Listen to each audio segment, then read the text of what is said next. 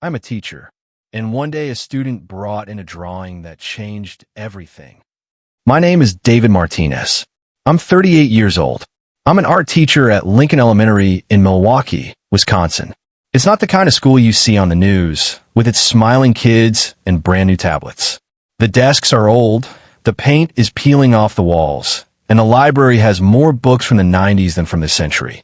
But it's a place where kids feel safe, at least for 45 minutes of class. I've been teaching since 2011. I started out as a volunteer artist who couldn't find a job.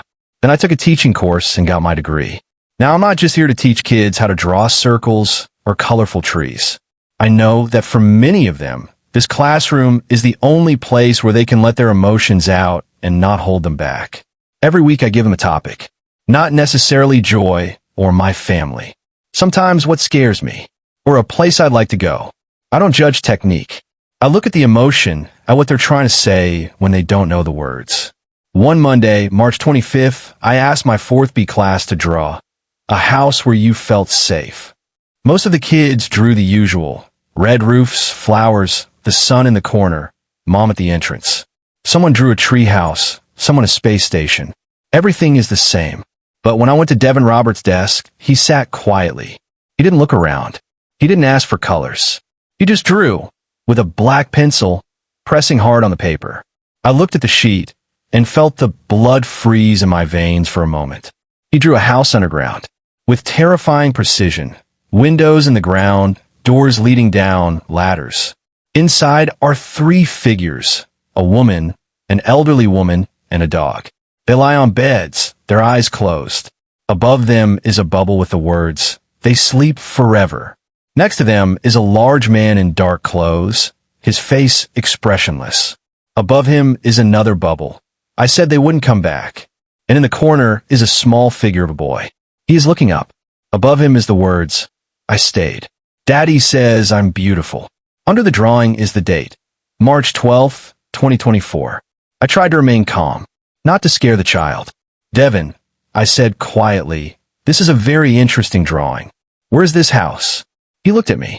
His eyes were calm. It was like he was telling me about his favorite spot in the park. Under the lawn. Dad dug it himself. He said it would be better that way.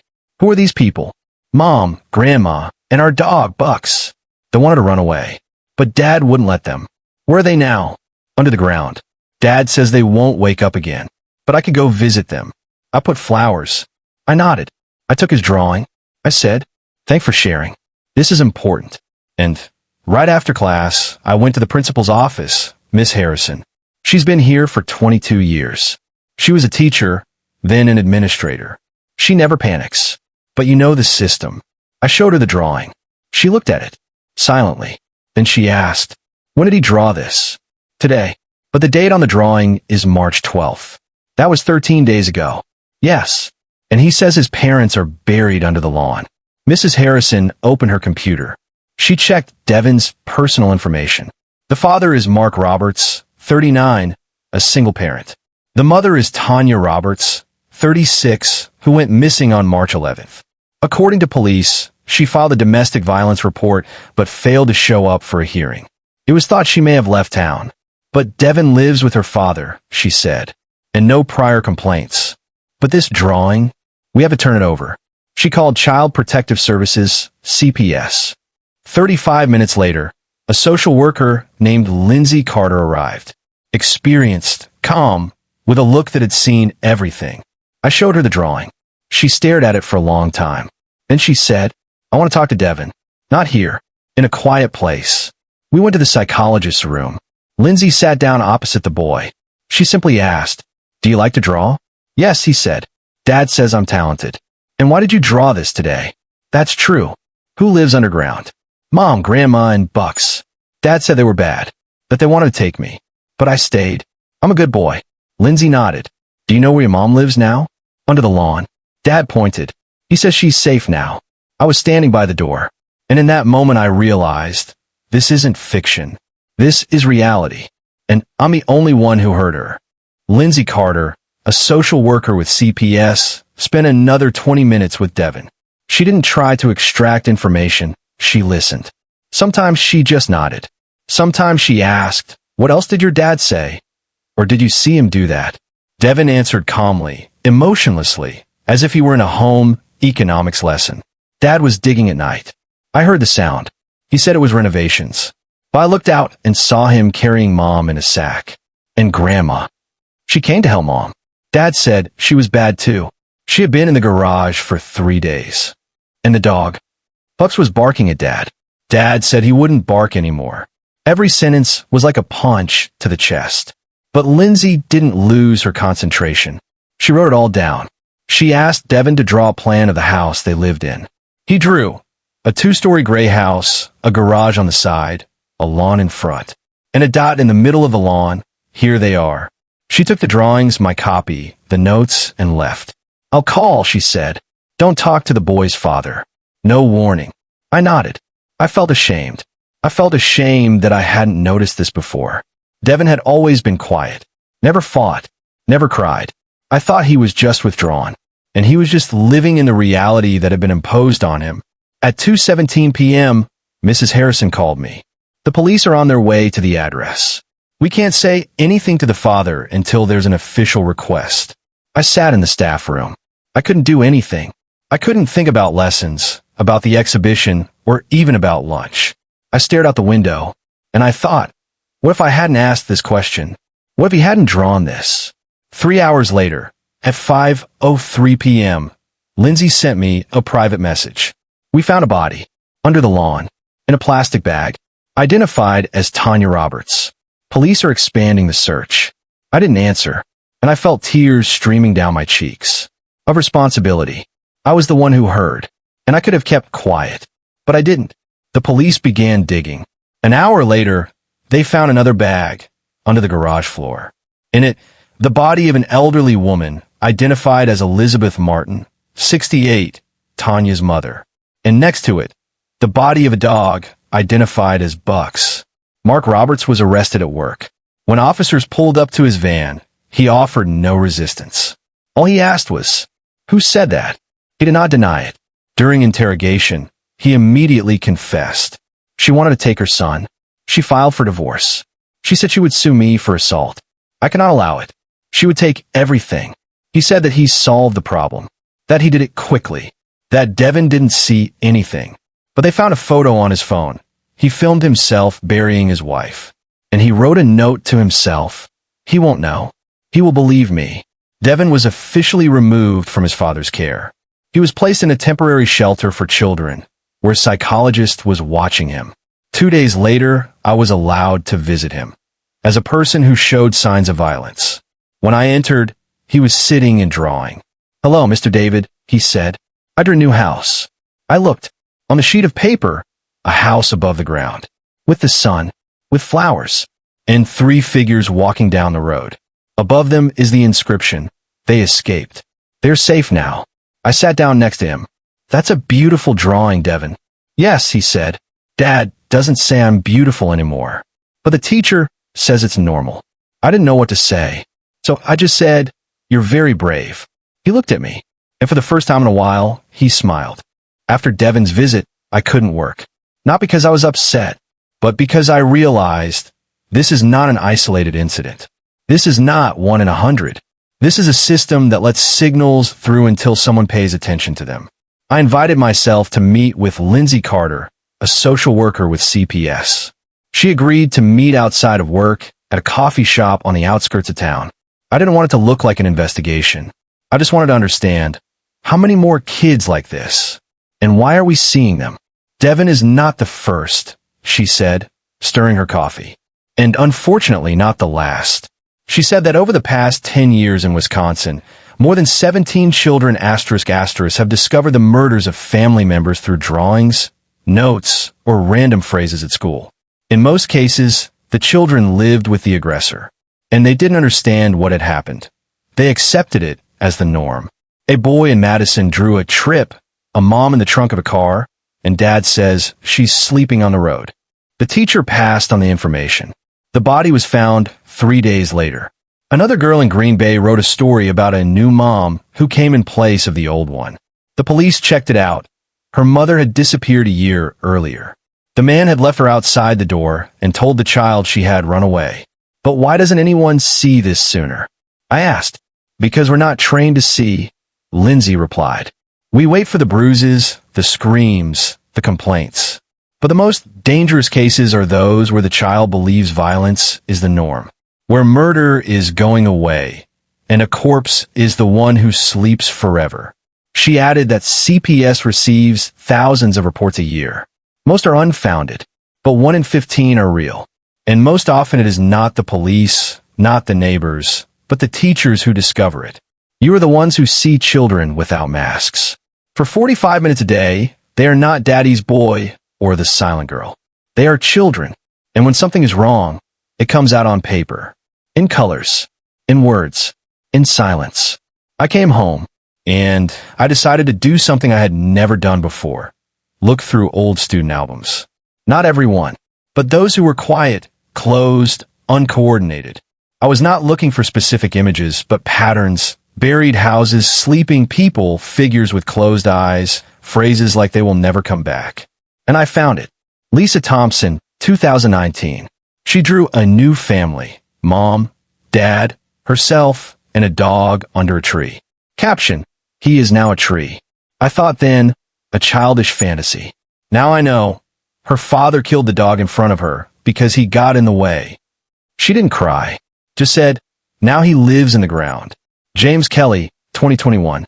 I drew mom's departure. She is in a blue bag. Dad says she went far away. I sent it to the school psychologist. He said, maybe she really died, but I didn't check. Then I found out. Mom disappeared. Dad was convicted a year later for murder. I sat and looked at these drawings, and I felt ashamed, not for myself, but for a system that waits for tragedy, not prevents it. The next week, I invited Lindsay to a local pedagogical conference. She spoke. She showed real stories, real drawings, the real consequences of silence.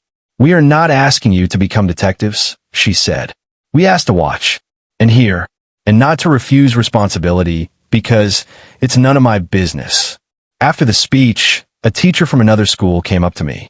I have a girl, she said. She constantly draws a new mom, but she has one. I thought, she's making it up. Now I'll call today. I went back to school and decided to change the program.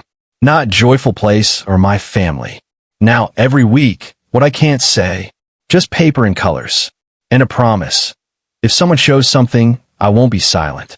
A month later, a boy brought a drawing. On it, a man with a belt. And the inscription, he says it's for my own good. I called right away. And when I look at Devin now, I don't see a victim. I see evidence that one small act can stop a big tragedy. And I also understand, we're not drawing teachers. We're the first to hear the silence. But that wasn't the end of Devin's story. I thought Tanya Roberts was dead. Everyone thought so. The police found her body under the lawn.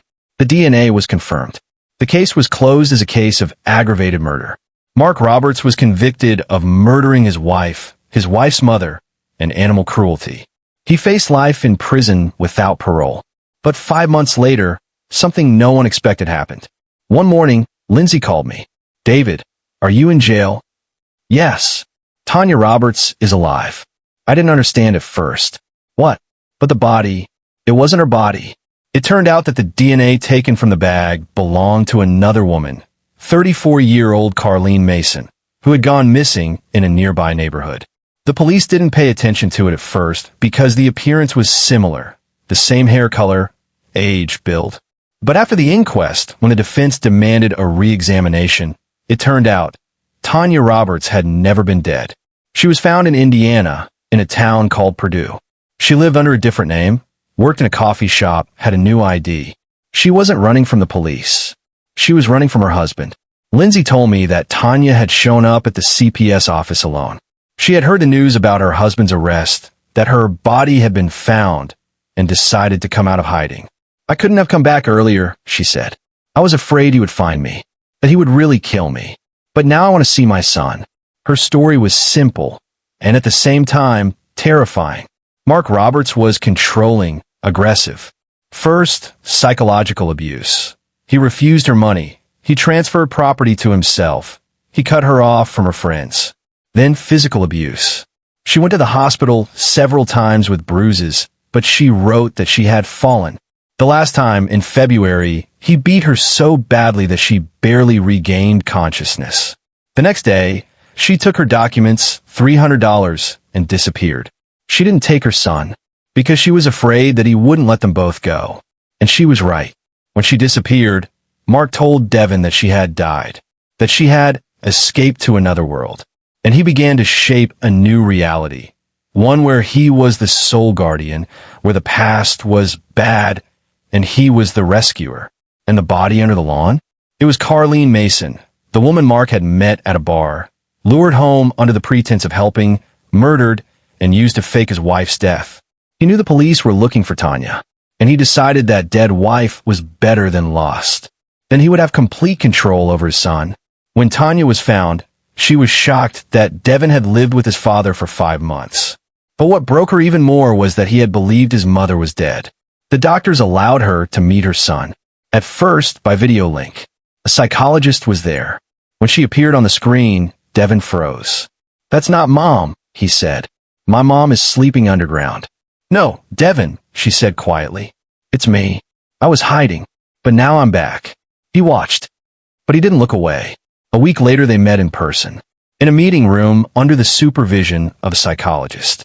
She brought an old toy, a stuffed rabbit she had bought him for his 6th birthday. He held it in his arms for a long time. Then he said, "Dad said you abandoned me." "No," she said, crying. "I tried to save you. I couldn't take you then, but now I'm here, and I'm not going anywhere." They hugged, not like a normal family, but like two people who have lost each other and are now trying to find each other again. I was outside when they left. Tanya saw me. She came over. "Thank you," she said. "If it weren't for you, he would have believed I was dead, and I would never have found him." I didn't know what to say, so I just said, "He painted the truth. I just didn't let myself be silent." I didn't become a hero. No one made a movie about me. No media outlets wrote, "Teachers save child with drawing." It didn't even make it into the local newspaper. But I know what happened, and that's enough. Tanya got custody of Devin. The court took into account her testimony, the medical records of the domestic violence, the testimony of the neighbors.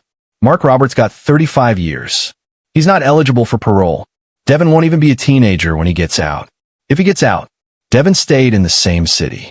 Tanya got a full-time job at a daycare. They live in a small apartment on the 2nd floor. Not fancy, but safe. I see them sometimes. When I pick up the kids after school, they walk past the school. Tanya holds her son's hand. Sometimes he looks at the windows of my classroom and nods. I started another scrapbook. For myself. There are copies of the drawings that made me react. The first one with the house underground. The one with the belt. The one where the dog became tree. I don't show them to anyone, but sometimes I open them when I doubt myself. When I think, maybe I'm reading too much between the lines. Maybe this is just a child's fantasy. And then I look at these sheets and remember, no, these were screams, just without a voice. The school introduced a new rule. Every teacher must conduct a silent lesson once a week when children can draw or write about anything without a topic, without grades. Just express themselves. And if a teacher sees something that causes concern, he is obliged to pass on the information. Not maybe, but he is obliged. It didn't happen because of me, but it happened because of the consequences. One day, Tanya came to school, not for a parent-teacher meeting, just to say thank you. He started talking, she said, about what happened, about how Dad said I was bad, about how he was afraid of me. And what does he say now? That he's glad I'm alive, and that he doesn't believe everything adults say anymore. I smiled. It was a victory, not a loud one, but a real one. Devin continues to draw. Now he draws the sun, Mom, himself with a smile. Sometimes he draws me at the blackboard with paints. Signed, Mr. David.